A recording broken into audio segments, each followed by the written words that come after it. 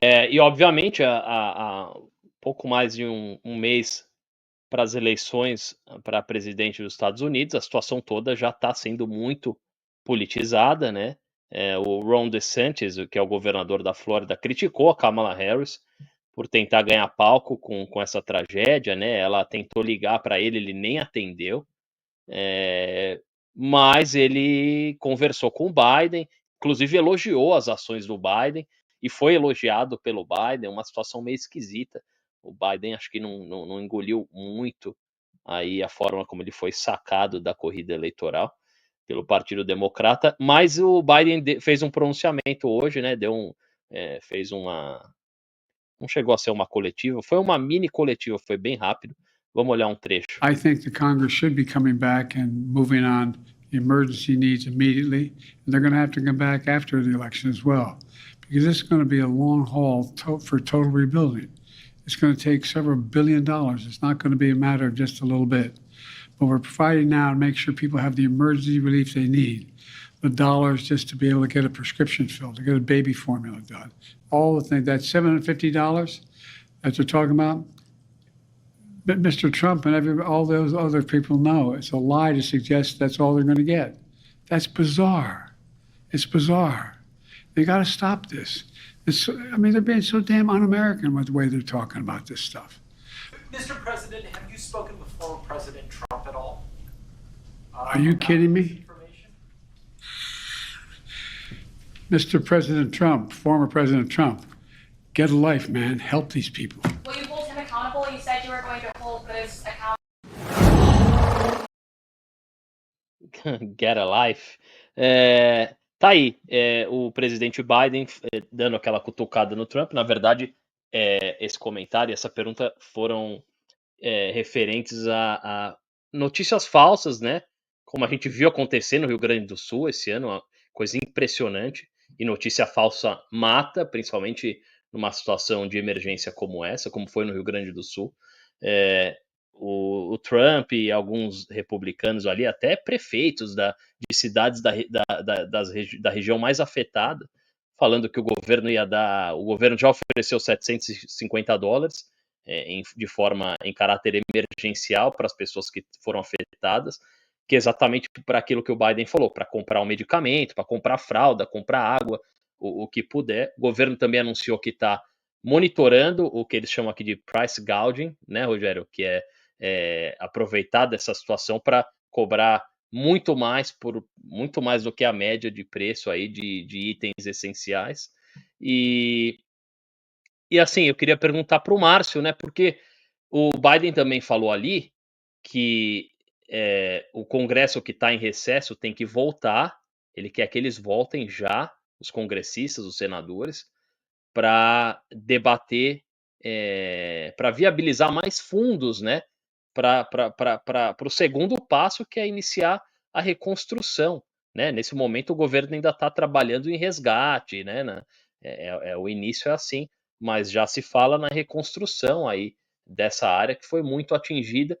E aí eu te pergunto, Márcio, porque o cidadão médio, cara, o cidadão americano médio, ele se pergunta nesse momento, por que o Congresso tem que voltar correndo para debater, né, para politizar essa liberação de fundos, e quando tem que mandar de bilhões para a Ucrânia ou financiar o genocídio de Israel, é tão rápido, né? Por quê? É difícil entender, né? A gente fica, nós de fora e até o próprio cidadão médio aí, eles ficam, de certa forma, de um jeito assim que não tem como entender, como essas questões que, principalmente, né, uma questão doméstica que envolve tanto, que precisa de tanta ajuda. Primeiro, obviamente, o resgate e tentar proteger o maior número de pessoas possíveis, mas depois, eu acho que o mais difícil ainda é a reconstrução, né? Que a vida tem que continuar, a cidade tem que voltar ao normal, hospitais, farmácias, né, as casas para as pessoas. Poxa, mas aí a gente vê a indústria armamentista, aí não precisa de uma questão, de um debate, de uma aprovação, é tão rápido. poxa, são coisas assim que pegam bastante, assim. E eu acho que teria que ser um assunto muito bem debatido aí nessa questão com as eleições se aproximando, mas não é um assunto que vem à pauta assim nesse momento, porque não se trata só dessa questão presidencial e sim um congresso inteiro. Mas realmente a gente fica de boca aberta olhando tudo isso acontecer, o Congresso ter que voltar de uma recessão para discutir, para debater, para aprovar, sendo que para uma guerra os recursos vão de um monte grande e de uma forma tão rápida.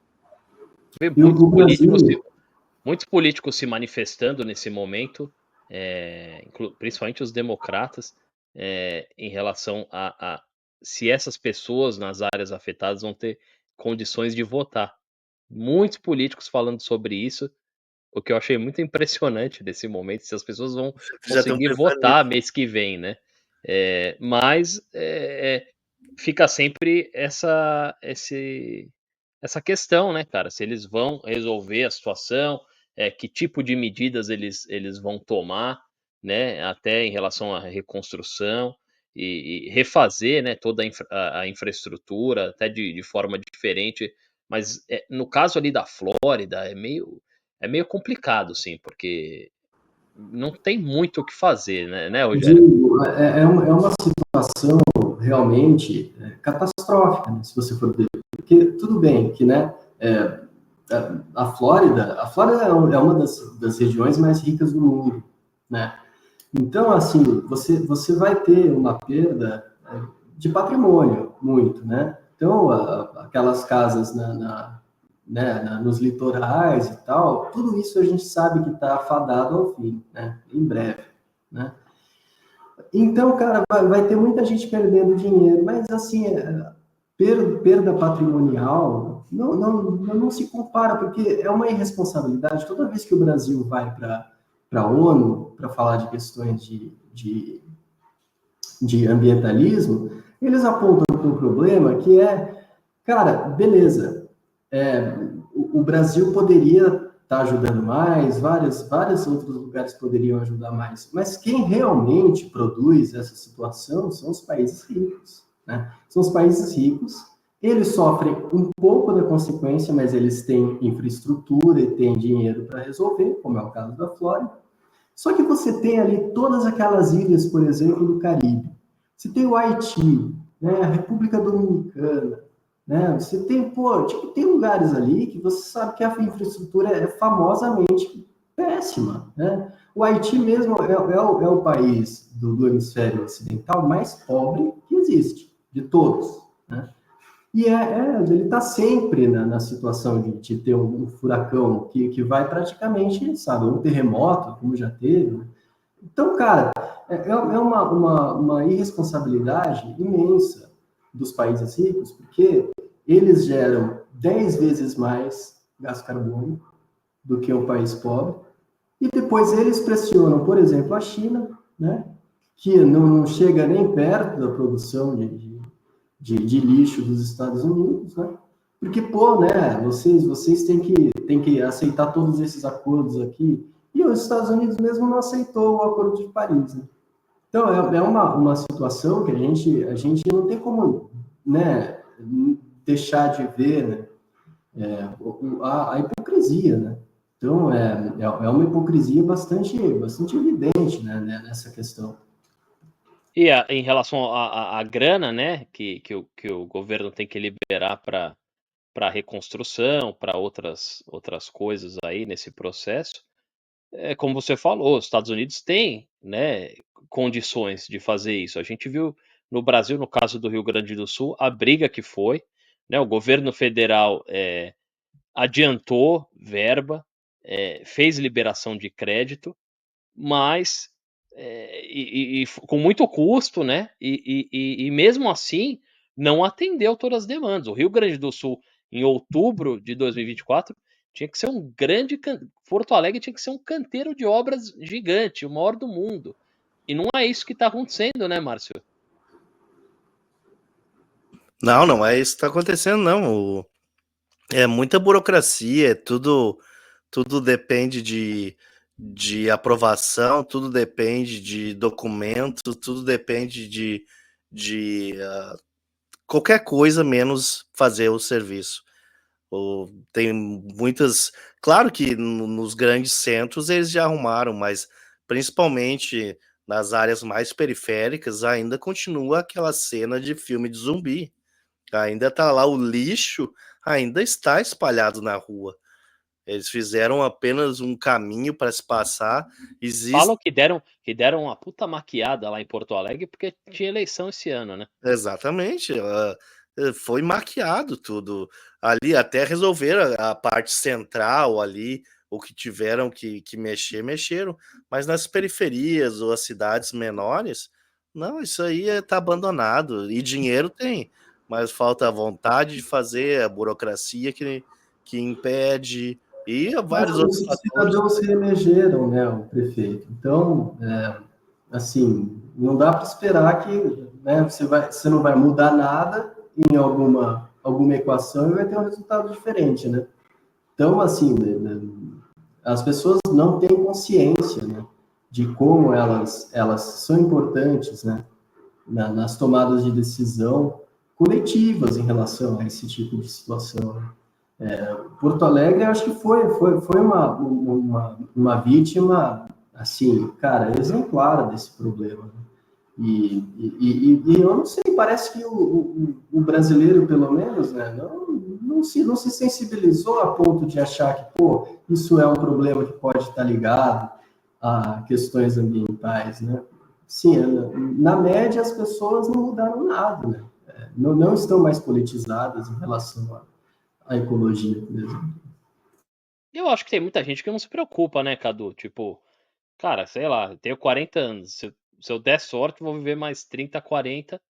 E eu, se tiver mundo depois ou não, eu não vou estar aqui. Acho que tem muita gente que tem esse pensamento, né? Muita gente, até isso se refletiu aí nas eleições, cara, com as abstenções, né? As pessoas vivem numa mesma condição aí há décadas, sabe? Não vem mudança, sabe? Não vem. Ah, porra, minha rua alaga há 20, 30 anos, sabe? Ninguém faz nada. Então, por que eu vou esperar alguma coisa da classe política? Não espera, cara, não espera. Não tem como esperar nada deles e realmente, o que o Márcio falou é verdade. Além da falta de vontade, né, falta orçamento também, porque o governo federal tem as suas amarras, né? Ele tem um limite ali, ele tem que cumprir metas que ele mesmo se impôs, né?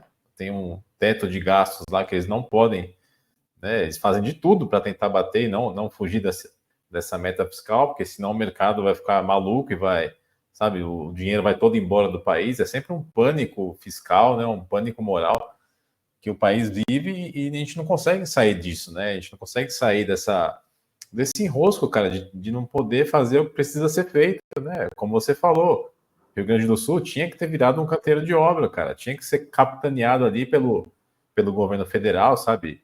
Foi proposto por deputados, né, da esquerda que a dívida do governo do Rio Grande do Sul fosse anistiada, sabe? Fosse cancelada, mas não foi aprovado isso, cara, sabe? Diante da maior tragédia, né, ecológica e tragédia climática da história do país, cara. Como assim, né?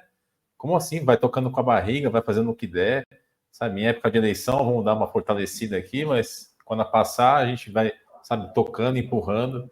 É assim que a gente Não, e a está. gente está falando de um estado que é mais ou menos rico, né, em comparação com a média do Brasil, né? Se isso tivesse acontecido no Tocantins, se isso tivesse acontecido, sabe, no Acre, sabe?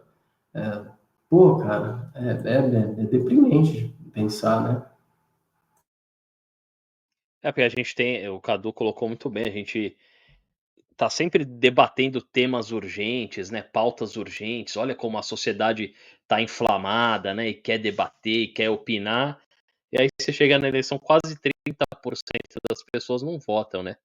Talvez a gente tenha uma percepção errada também. E o que a política virou, né? A gente vê no nosso grupo de WhatsApp, em roda de amigos, assim, você vê gente preocupada com o grau de investimento do país, ou com o PIB. E se você perguntar o que é produto interno bruto, a pessoa nem sabe te falar, né? Mas tá preocupada com isso, com a Selic, com pô, você viu a bolsa ontem? E porra, e tá com a rua esburacada, cara. A coleta de lixo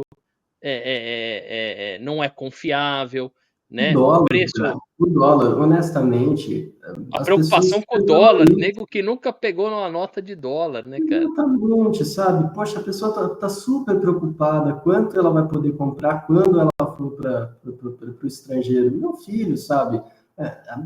Tem coisas de base para resolver, sabe? Se você resolver o salário mínimo para uma pessoa viver dignamente, poxa, você já resolveu metade do problema.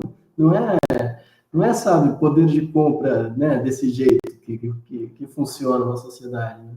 A gente vê até progressista, né? A gente vê pessoas debatendo na internet assim, vem, porra, mas olha só, o trabalho do Haddad, o governo tá, pô, o grau de investimento, porra, tá uma merda, né, cara?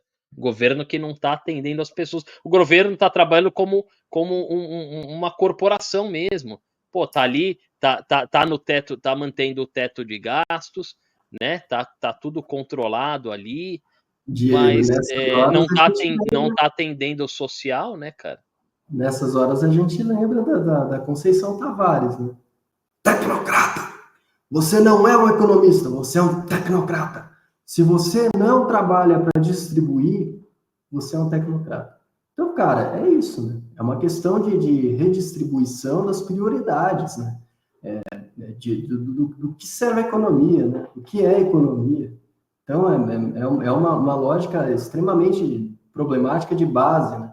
Como as pessoas têm entendido. Bom, boa sorte aí pro pessoal na Flórida. A gente desviou um pouco aqui, mas boa sorte para todo mundo, para os brasileiros, que tem muita gente lá. E a gente vai continuar acompanhando.